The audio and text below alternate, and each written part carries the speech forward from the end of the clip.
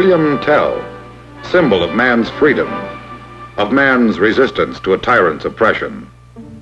The free man's homeland threatened, he prepares to defend it. Councils of war assemble. Battle plans are drawn. First-line defenses are readied.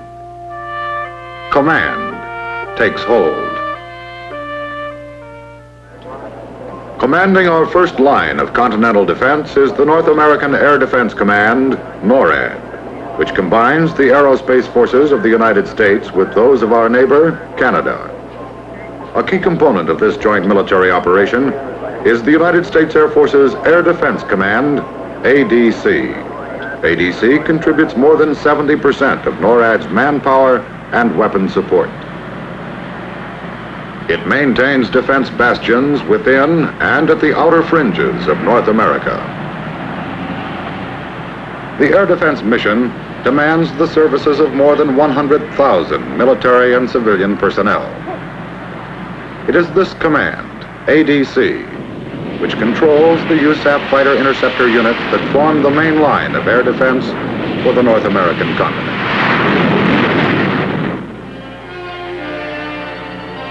Hosted by ADC, the United States Air Force's William Tell competition is held every 2 years at Tyndall Air Force Base, Florida. Designed as part of ADC's training to defend our country against enemy attack, William Tell displays the talents of air-ground interceptor teams under simulated combat conditions. It evaluates the ability of United States and Canadian air crews to cooperate in maintaining training capabilities at the peak of proficiency.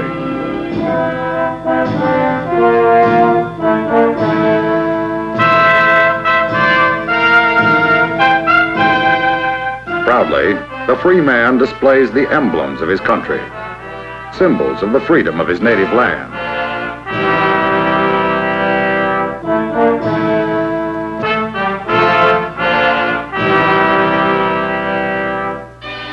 Free men are proud of the forces which guard their freedom. The ADC man is proud of his command and of his squadron. It's an honor to be selected for William Tell. From all over the United States come teams to represent their ADC squadron. For the 1965 meet, the Air National Guard representative was a team from Eastover, South Carolina.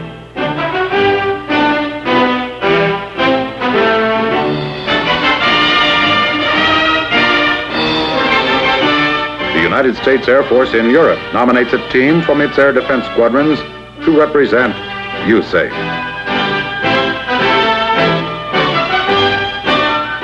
Also at the 1965 meet for the first time was an F-101 team representing our ally, the Royal Canadian Air Force.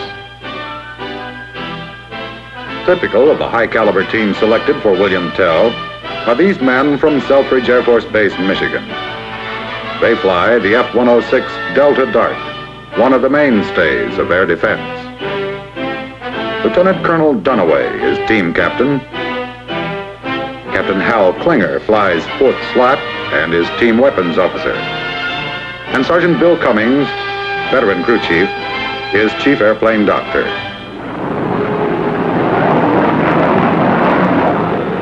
Back home in Michigan, Colonel Dunaway is commander of the 71st Fighter Interceptor Squadron.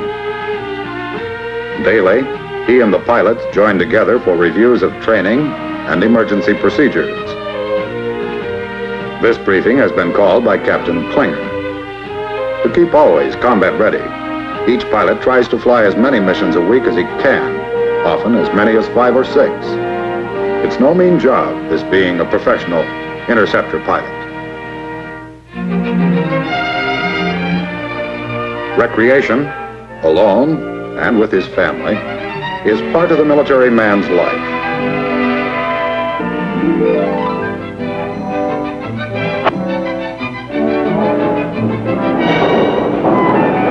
But for the ADC man, there is no guaranteed holiday. 24 hours a day, 365 days a year, he is on call. He can be summoned to work at any time.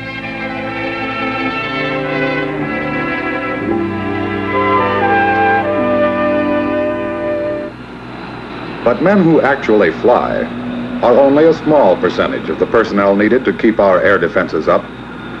Air police, for example, are charged with the security of sensitive areas.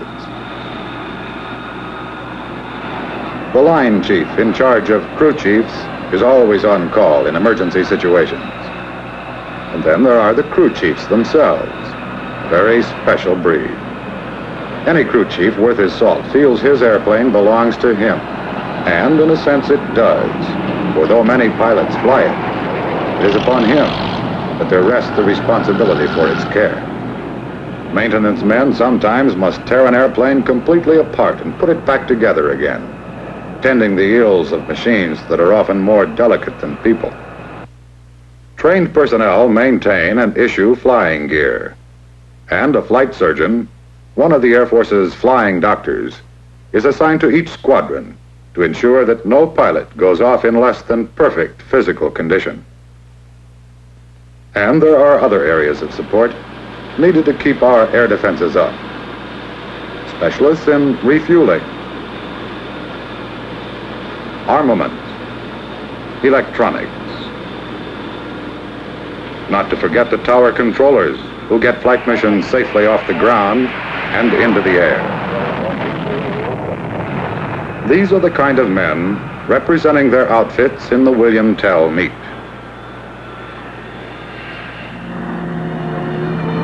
Among the most dedicated men of all are members of the Air National Guard. Busy at civilian jobs on weekdays, willingly these men sacrifice their free time to pull alert duty. Participating in events such as William Tell keeps the Guard checked out and ready for active duty when and if needed.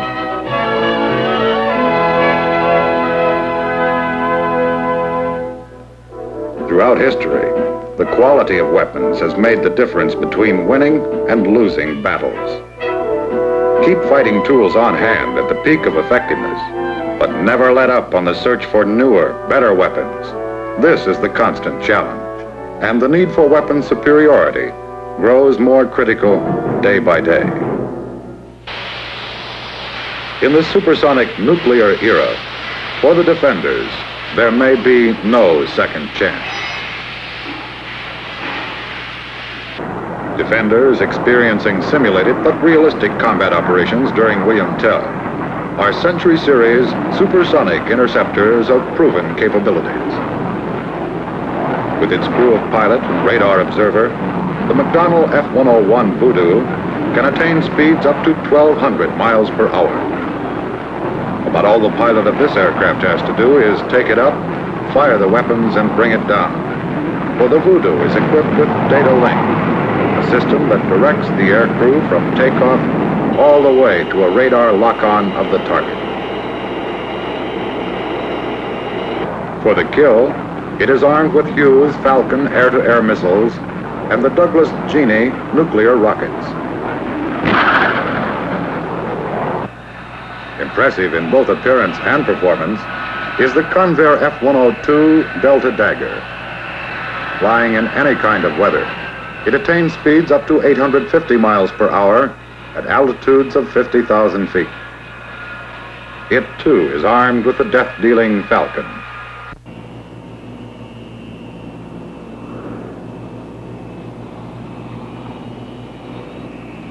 Firepower loaded on the F-106 Delta Dart includes an advanced model of the Falcon missile and the Genie rocket. A product of Convair, this Delta Wing jet interceptor is equipped with data link for automatic control. Capable of speeds up to 1,500 miles per hour, the Delta Dart is the fastest, highest flying, most advanced all-weather interceptor in the air defense inventory. The F-104 Starfighter, entering the 1965 competition after an absence of several years, is produced by Lockheed. Note the odd configuration of this supersonic interceptor. The stubby, razor-sharp wings cause it to be dubbed the missile with a man in it.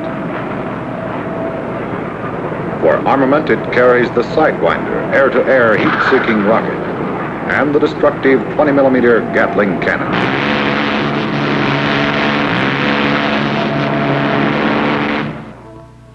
Yesterday and today, a nation's defense forces must keep alert, ready to counter an invader's approach.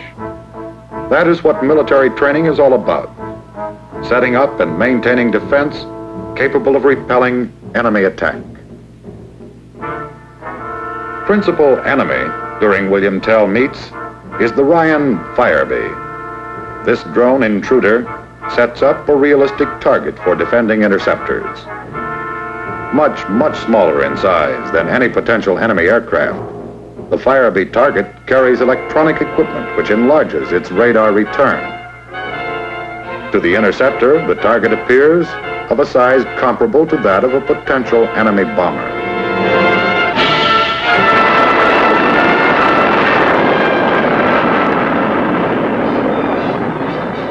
The target drone's flight is guided from the Tyndall control site. From launch to recovery, the controller leads it in its climb to altitude, keeps it on course, and sets its cruising speed. Sensitive radar tracks the drone and pinpoints position information during flight. The Firebee can log about an hour's flight time. Making their initial appearances during the 1965 competition were two new quarries. This two-engine bomber, equipped with electronic countermeasures to foil air defense radars, simulated sneak attacks. Coming in unannounced during the meet from the Gulf of Mexico, it attempted to reach a predetermined target in the United States while avoiding detection.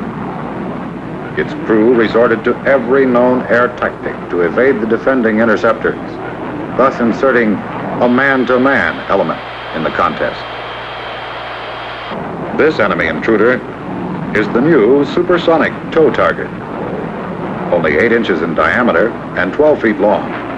It's pulled along by the Voodoo at speeds of up to 1,000 miles per hour. To safeguard the tow plane, a stainless steel line plays it out for a distance of several miles. The 1965 competition also introduced a new Doppler radar system for scoring the results of air-to-air Falcon-type missiles. Scoring the Genie rocket missions was the target monitoring system called MATS. UHF transmitters installed in rockets, targets, and interceptors relayed scoring data to equipment in the computer control center for final tabulation. In days of yore, the meet was joined and armor-clad antagonists met face to face. The atmosphere around those waiting their turns was filled with tension. And in the waiting areas at William Tell, tension reaches a peak. The men are on edge when they know only the approximate times their targets will be in the air. Far removed from the alert area at Tyndall is the Montgomery, Alabama SAGE site. Stationed here are personnel who control their team's intercept operations. Judges, weapons directors, and intercept technicians are poised and ready. While the judges observe and score, the weapons director searches his scope, anticipating the appearance of the intruder. When the intercept controller makes positive identification of the target, the pilots are scrambled.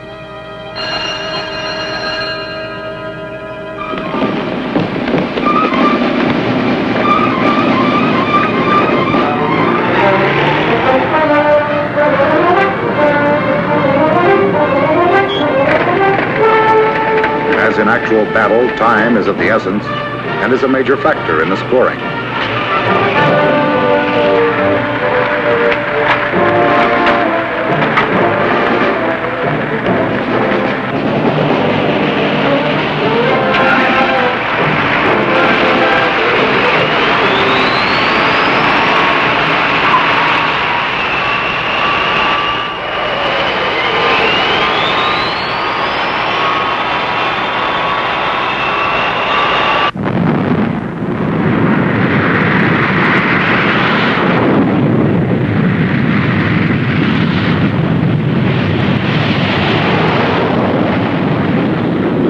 Defender maintains contact with the SAGE center, and at the right moment, the pilot brings his scope into position.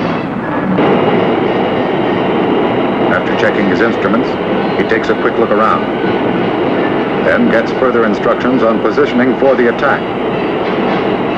The pilot locks his sights on the target, which is now high in the air and still climbing.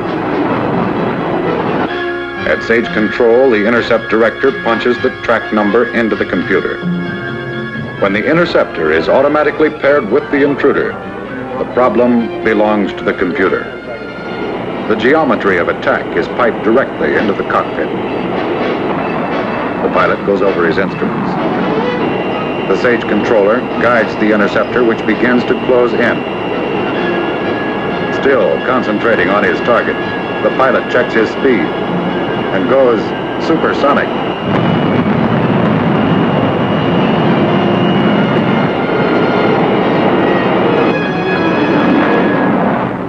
The special weapons system is tested, armed, unlocked. Last-minute scope adjustments are made.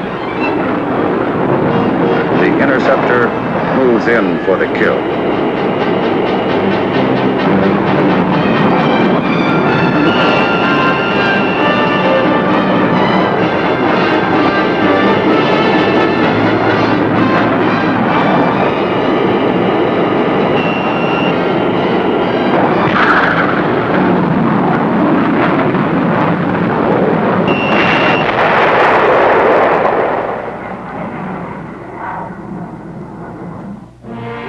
And so it goes. The competition keen, the pace hectic. In 1965, F-101s, 102s, and 106s each flew 4 missions. 2 on the Firebee, 1 on the supersonic tow target, and 1 on the B-57. The other aircraft participating, the F-104 Starfighter, was scored on the basis of 2 Sidewinder missions against supersonic tow targets and 2 missions firing the 20mm Gatling cannon at the slower Dart. These aircraft do not fire at the Firebee drone. Proficiency and speed in weapon loading for each mission played a major role in determining the winners.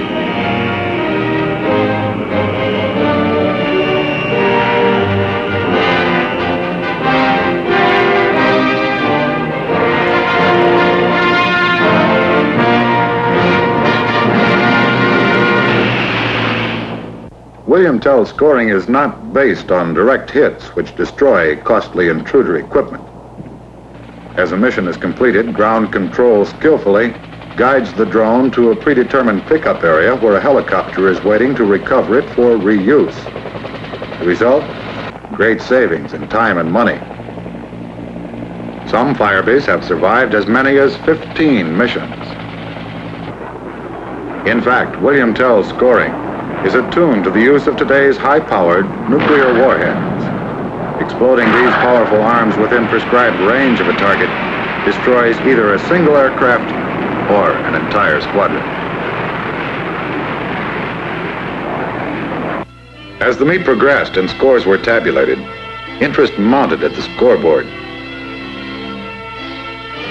By the 3rd day, the Fighter Interceptor Squadron from Wurtsmith Air Force Base, Michigan, had built up a lead in the F-101 category, but no team could have it all their own way very long in this competition, and soon the 62nd from K.I. Sawyer Air Force Base, also in Michigan, was breathing down their necks.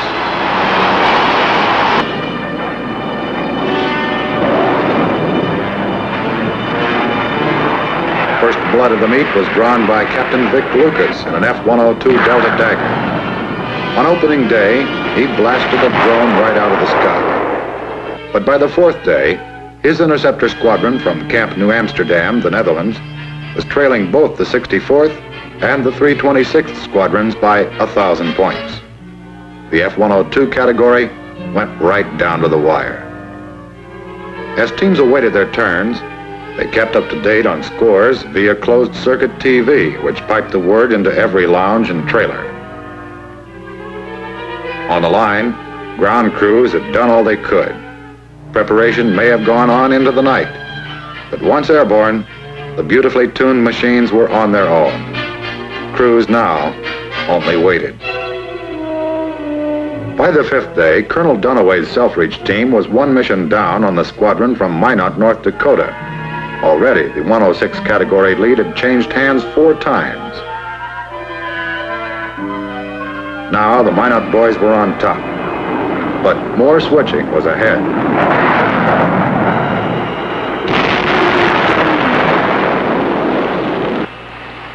The sixth day, and torrential downpours.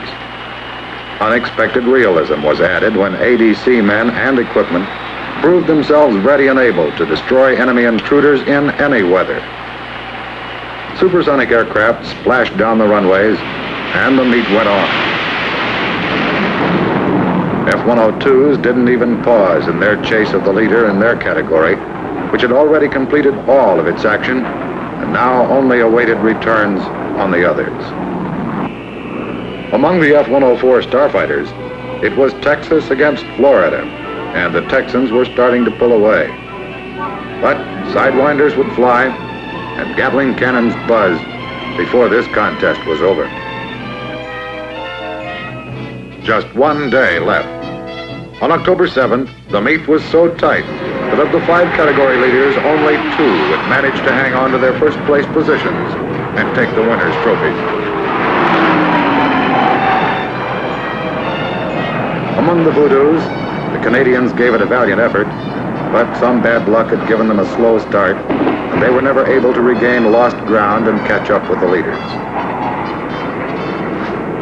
In the 102 category, the Netherlanders were leading, but 3 other teams were still within striking distance.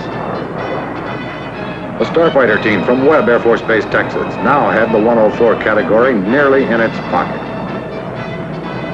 But it was the 106s that provided the real storybook ending. Late on the 7th day, the Minot team flew its last mission, racked up 1,175 points, and surged into first place. The 71st, the only team close enough to catch them, had one last shot, a morning mission against the supersonic tow target.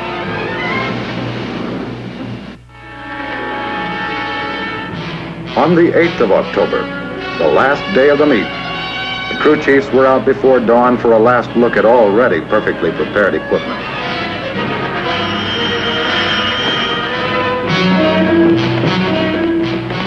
Then, the scramble.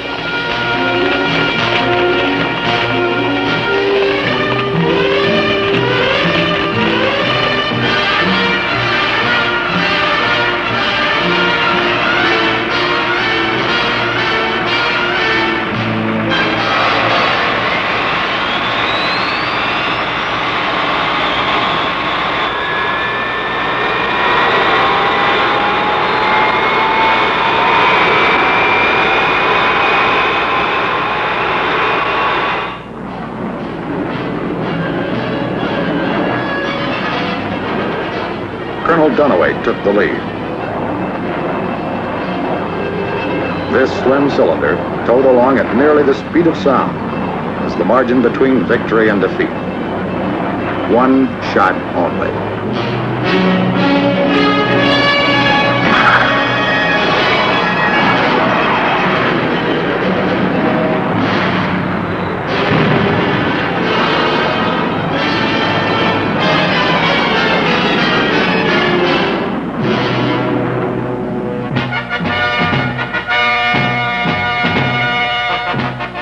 To the victors belong the spoils, as true today as in days of old. And by tradition, William Tell winners received handsome trophies along with the plaudits of the crowd. The crowd that this day enjoys as well an ADC open house. Acknowledgement of their efforts brings a measure of satisfaction to individual competitors and to the squadrons they represent. But to the Air Defense Command, William Tell means infinitely more than picking a winner. It is the protection of this festive crowd itself that is the real concern.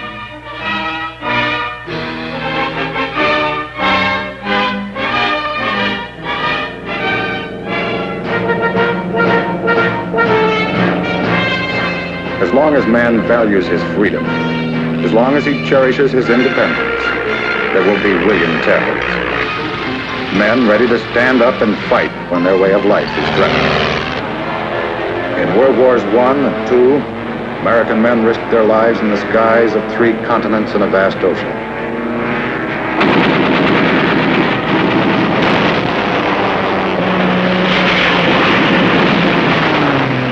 In Korea, they stepped forward again to man the new jet equipment.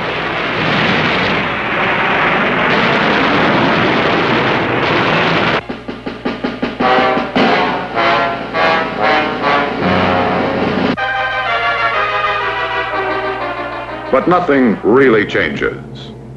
Though horse and lance are gone, today's supersonic aircraft are flown by brave men who fight because they must. And the armorers of battles past are supplanted by today's highly trained specialists. It is in the spirit of the William Tell of old that we display the capability and readiness of our fighter interceptor units against any type of enemy attack. And it is also in that spirit that they take their places as part of the deterrent posture of our country in defense of the free world.